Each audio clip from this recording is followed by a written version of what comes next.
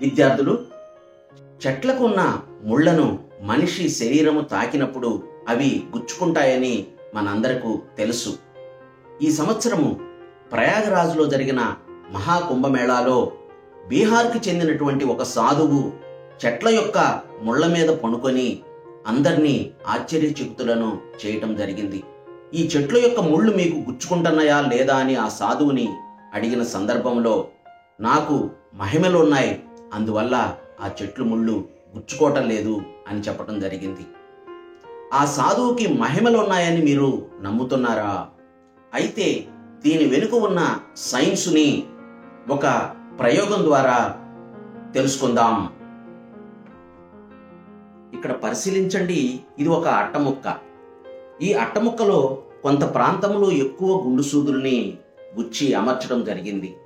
అలాగే ఇక్కడ మీరు పరిశీలించినట్లయితే ఒక గుండు సూదిని గుచ్చి అమర్చాం. ఇప్పుడు మనము ఒక బెలూన్ని తీసుకొని ఈ గాలితో నింపి ప్రయోగాన్ని చేద్దాం.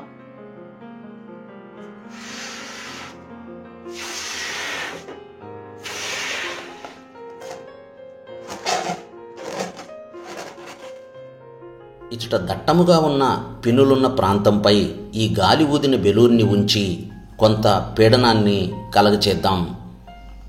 పరిశీలించండి ఏం జరుగుతుందో. గుండు పిన్నులు బెలూన్కి గుచ్చుకొనకపోవటాన్ని గమనించవచ్చు.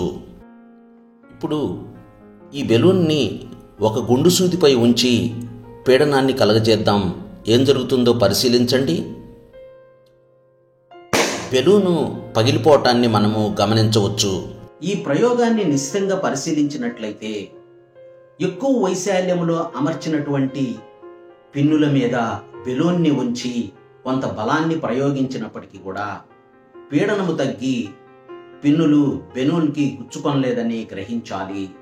తక్కువ వైశాల్యం అంటే ఒకే పిన్ను మీద బెలూన్ను ఉంచి అంతే బలాన్ని ప్రయోగించినప్పుడు పీడనం ఎక్కువగా ఉండటం మూలాన పిన్ను బెలూన్ని గుచ్చుకొని పగిలిపోయినది. సాధువు కూడా ఎక్కువ వైశాల్యం మీద ఉన్నటువంటి ముళ్ళ మీద తన శరీరాన్ని ఉంచినప్పటికీ కూడా ఆ ముళ్ళ మీద శరీరము యొక్క పీడనము తక్కువగా ఉండటం మూలాన ఆ ముళ్ళు శరీరంలో గుచ్చుకోలేదని మనం గ్రహించాలి. అలాగే సాధువులో ఎటువంటి మహిమలు లేవని మనము గ్రహించాలి. సాధువు స్థానములో ఆ ముళ్ళపై మీ శరీరాన్ని ఉంచినప్పటికీ కూడా మీకు కూడా ఆ ముళ్ళు గుచ్చుకోవని గ్రహించాలి. ఇందులో దాగి ఉన్న సైన్స్ సూత్రము ఇదే.